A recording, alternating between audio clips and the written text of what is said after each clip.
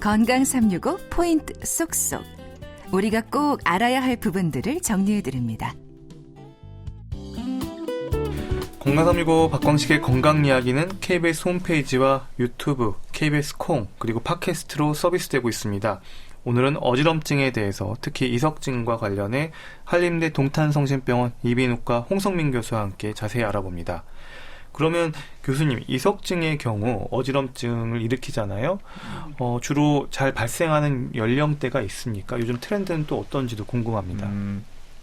이석증은 결론적으로 말씀드리면 이제 연세 드신 분들한테 많아요. 그래서 사실 이석증이 아까 왜 이석이 그럼 자기 자리에서 왜 떨어지냐를 여쭤보셨는데 아직 잘 몰라요. 갑자기 옵니다. 이게 근데 우리가 이제 통계를 내봤더니 연령 50대, 60대, 70대 환자분들한테 많아서 이게 어떤 연령 증가에 따른 생리적 변화로 인해서 이게 결국에는 이석기관의 이석들이 자기네끼리 이렇게 여러 조각들이 이렇게 붙어 있는데 이게 붙어 있는 힘이 약해지면서 우리가 나이 드시면 뼈도 좀 약해지듯이 그런 것들이 붙어 있는 힘이 약해지면서 이렇게 뚝 떨어지는 게 아닌가 이렇게 생각을 하고 있고요.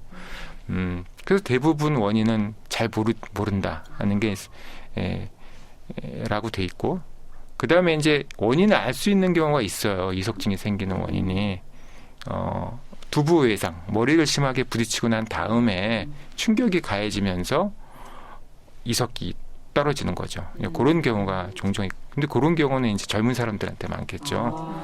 특히 아이들에도 그런 경우가 있습니다. 아까 고연령층이 많다고 그랬는데 아이들이 생기는 경우가 간혹 있거든요.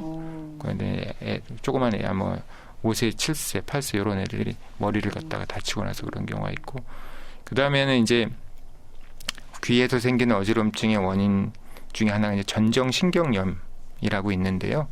이게 이제 결국엔 전정신경의 염증 반응으로 인해서 어지럼증이 생기는 건데 거기에 2차적으로 이석증이 생길 수가 있어요. 그래서 귀 안에 어지럼증 기관 안에 염증 반응이 일어나면서 그러면서 이제 이석이 자기 자리에서 이탈을 하는 거죠.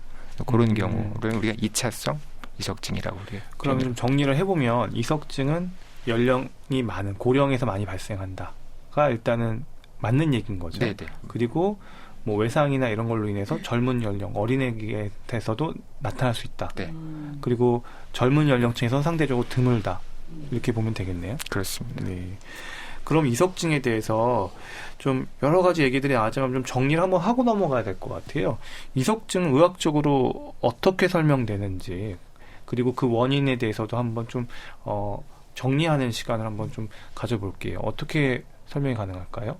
이석증은 우리 귀 안에 있는 어지럼증 기관의 일부인 이석기관에 있는 이석기관 위에 이렇게 칼슘 조직들이 이렇게 위치했고 있거든요. 정상적인 그런 우리 구조물입니다. 이제 그런 것들이 일부가 자기 자리에서 이탈을 해서 세방고리관으로 들어가는 거죠. 그런 들어가서 우리가 머리 움직일 때마다 같이 따라 움직이면서 어지럼증을 유발하는 그런 질환이고요.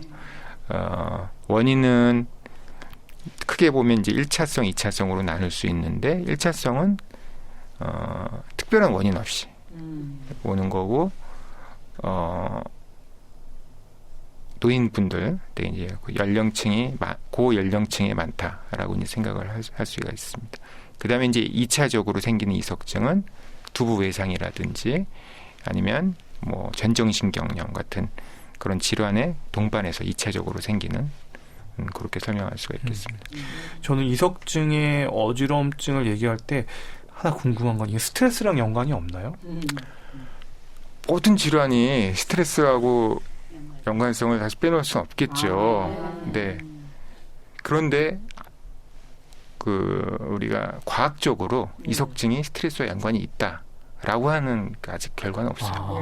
네. 그러니까 스트레스 때문에 막 세상이 빙빙 돌거나 이런 경우는 좀 아니라는 거죠. 이석증으로 인한 어지럼증. 이석증으로 인한 건 아니지만 하여튼 다른 귀 질환 우리가 또 다른 귀 이석증 말고 메니에르나 뭐 이런 거요. 네, 메니에르나 뭐 전정신경 같은 경우에는 사실 스트레스 많아지면 면역력 떨어지면서 또 올 수 있다고 되어 있기 때문에 그런 경우에는 또 연관성이 있을 수 있겠습니다.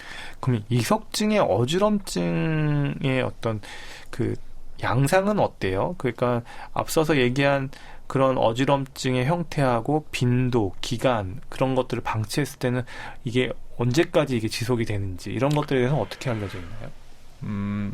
이석증은 이 이석의 세방고리관으로 들어가는 거기 때문에 우리가 이제 생활하면서 머리가 계속 움직이죠. 네. 아무리 어지러운 환자라도 머리를 움직이지 않고는 살 수가 없으니까. 그래서 자연적으로 치유되는 경우가 많이 있습니다. 생각보다. 그래서 응급실에 오셨다가 며칠 있다가 이제 응급실이라는 곳은 뭐 이석증을 진단하고 치료하는 것보다는 어떤 급성 질환, 뭐 지금 빨리 처리하면 안 되는 그런 뇌질환 같은 게 있는지를 평가하는 기관이기 때문에 일단 증상 치료를 하고 이비인후과로 이제 예약을 해주면 다다음 날 오시면 또 이석증이 좋아지시는 분들이 많이 있어요. 그래서 자연적인 그런 치유되는 과정이 있으신 분들이 종종 있으시고요. 하지만은 치료가 제대로 안 됐을 경우에는 또 한 달, 2달, 3개월 이렇게 오래 가시는 분도 있어요. 6개월 이상 가시는 분도 있고요. 그래서 그러면 뭐 어지럼증이 오면은 그 어지럼증의 지속 시간이 뭐 1시간, 2시간 이렇게 되는 건가요? 아닙니다. 이제 머리가 움직일 때만 이제 어지럽기 때문에 머리를 움직이지 않고 가만히 있으면 괜찮다가 머리를 움직이면 순간적인 강한 어지럼증이 보통 한 1분 내외로 돼 있어요. 물론 오래간 더 5분 이상 가는 경우도 있지만 그 회전성 어지러움은 대개 1분 내외다. 그 다음에 특징이 이제 보통 아침에 일어날 때 어지러워하시는 분들이 많거든요. 아니, 주무시다가 화장실 가시려고 일어나시다가 또 어지러워하시는 분들이 있고. 그래서 이제 가만히 이제 오랫동안 누워 있으면 이석이 떨어진 게 한 곳에 이렇게 모여 있다가 이제 머리를 들면서 그때 이제 한꺼번에 확 움직이면서 어지럼증 신경을 자극하게 되는 거죠. 그래서 이제 그런 보통 아침에 일어날 기상시에 아직 어지럽다 하면은 대기 이석증인 경우가 많아요. 네. 그 어지럼증이 그럼 회전성으로 이렇게 세상이 네, 도는 네. 것처럼 나타나는 어지럼증을 얘기하는 거죠. 네, 그렇습니다. 그러면 머리를 움직이지 않고 살 수는 없잖아요. 네, 네. 그러면 이석증 결국은 다시 뭐 접착제로 그 이석을 갖다 붙여놓지 않는 한은 계속 평생 그렇게 하고 살아야 되는 건가요? 그래서 이제 이석증을 우리가 치료할 때 우리 이제 그 체위 변환 치료, 우리 이석 치환술이라고 얘기하는데요. 그 이석을 이제 제자리로 이제 돌려놓는 겁니다. 그래서 이석 기관으로 빼내는 거죠. 그래서 여러 가지 우리가 이석이 생기면 우리 아까 세방고리관이 말씀드렸는데 세방고리관이 3개가 있죠. 한쪽에 3개, 총 6개가 있고요. 그다음에 이제 이석이 떨어져서 이렇게 돌아다닐 수가 있는 돌아다니는 거죠. 게 있고 또 어디에 붙어서 같이 따라 움직이는 게 있어요. 그래서 총 12가지 조합이 있습니다. 거기에 따라서 다 이석 치환술 방법이 달라요. 그래서 치료 방법이. 네네. 그래서 이제 병원 저희가 환자분 오시면 그 위치나 그 특성을 찾아가지고 거기에 맞는 이제 이석 치환술을 합니다. 근데 이제 이석 제대로 이렇게 집어넣으면 요게 이제 자기 자리로 집어넣으면 거기에 이제 그 위에 젤라틴 성분의 이제 물질이 이석 기관 위에 아래에 있어요. 그래서 이석이 자기 자리에 오면 그 젤라틴 성분에 딱 달라붙는 거죠. 마치 자석처럼 붙는다 이렇게 표현해야 될까요? 네네. 그러면 이석은 귀에 생기는 돌 이런 개념은 아닌 거죠? 생기는 건 아니고요. 원래 있던 기관입니다. 원래 있던 기관이 기관이 네네. 있는 거고. 그럼 크기는 한 어느 정도예요, 이석은? 크기는 이제 떨어져서 돌아다니는 게 우리 책에 보면은 한 30에서 50 마이크로미터 이렇게 요 정도로 이제 돼 있어요. 30에서 한 50 마이크로미터. 네네. 마이크로미터니까 딱 갑자기 개념이 안 잡히는데 아무튼 상당히 뭐 눈에 보일랑 말랑 그런 정도의 작은 사이즈죠. 그럼 그 이석의 양은 한 어느 정도인가요? 어지럼증을 일으키려면 딱 하나가 나와서 되는 건 아닐 텐데. 딱 하나가 근데 그거에 대해서는 아직 뭐 정확히 연구된 건 없는데요.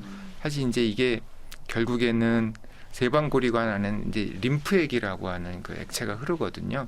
근데 우리가 이제 이 이석이 떨어져서 이제 세방고리관 안에 들어 돌아다니려고 하면 그 림프액보다는 비중이 훨씬 높아요. 한 3배, 2배에서 3배 정도 높다고 돼 있거든요. 그래서 작은 이석이 들어가도 아찔한 영향을- 느낌은 줄 수 있다고 돼 있습니다. 네. 그게 하나 아주 작은 양이어도 어찌란 느낌을 줄 수 있다. 네네. 그러면 이 이석 증상이 있을 때 일단 대처법이랄까요? 사실은 이게 뭐 신호등이나 운전 중에도 갑자기 이런 증상이 발생하면 상당히 위험한 상황일 텐데 일단 일상생활에서 좀 이렇게 회전성 어지럼증을 느낄 때 좀 어떻게 하면 좋을까요? 근데 다행히도 그 이석증 환자분들은 앉아 있을 때는 증상이 잘 없어요. 그래서 운전하실 때 상당히 되게 불안해 하시는데 똑바로 앉은 자세에서 이렇게 고개를 꼿꼿이 선 자세에서는 일단 어지럼증이 올 수는 있지만 되게 확률적으로 매우 낮다는 걸 말씀을 드리고요.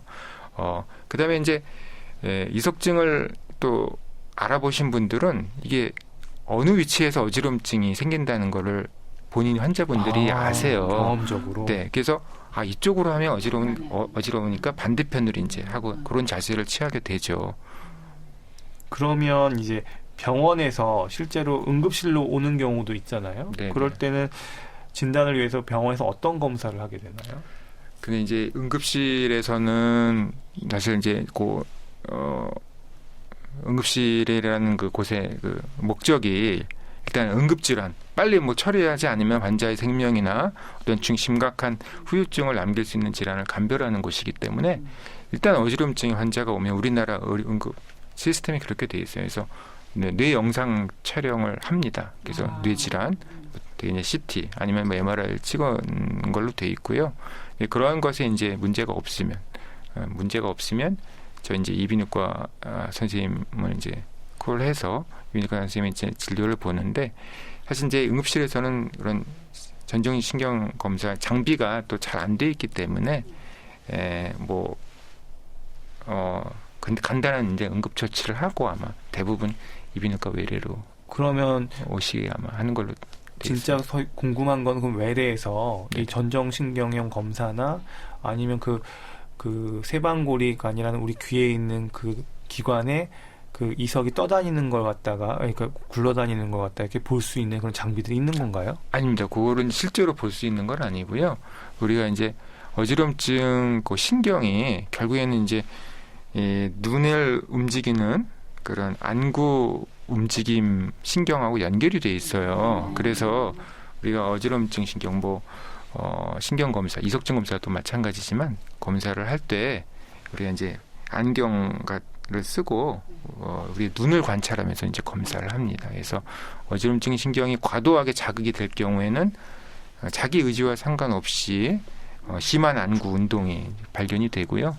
그다음에 이제 어지럼증 신경 기능이 떨어지는 경우도 있거든요. 그런 경우에는 이제 안구 움직임이 관찰이 돼야 되는데 또 잘 안 되는 경우가 있어요. 왜 눈을 보는 거예요? 그 눈 운동을 왜 이 귀에 문제가 있는데 왜 눈을 보시는 거예요? 네, 그런 거. 그래서 환자분들이 그렇게 궁금해하세요. 왜 귀를 자기는 귀를 검사했는데 눈을 보냐? 그래서 귀의 어지럼증 신경이 안구를 움직이는 신경이랑 연결이 돼 있다. 그래서 실제로 이제 귀의 신경 상태를 보는 게 가장 좋은데 사실 그렇게 볼 수 있는 방법이 없고 실제로 되게 이제 그렇게 하려면 되게 이제 침습적인 방법이 되기 때문에 그렇게는 하지는 않고 이제 안구 움직임을 보면서 우리 귀 신경을 간접적으로 평가를 하고 있습니다. 그러면 그게 진단과 동시에 치료도 되는 방법인 건가요? 그런 방법은 이제 진단이고요. 그게 이제 아까 이석증의 위치를 찾아가지고 거기에 맞춰서 이제 우리가 체위 변환 치료, 이석 치환술을 시행을 하고 있습니다.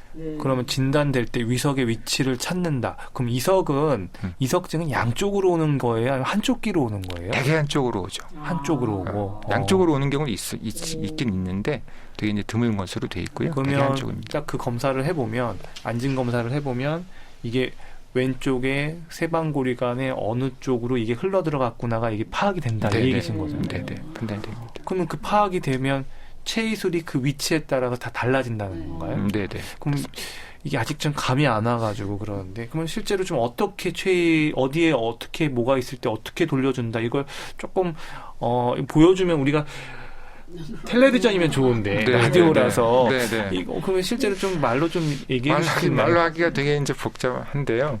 예를 들면은 어디 쪽에 고여 있을 때 주로 뭐 체위술이라는 게 고개를 돌려주는 건가요? 아니면 몸을 갖다가 어디로 뭐 몸을 갖다가 서가지고 앉았다 섰다 하는 건가요? 좀 그런 개념이 없어서. 네.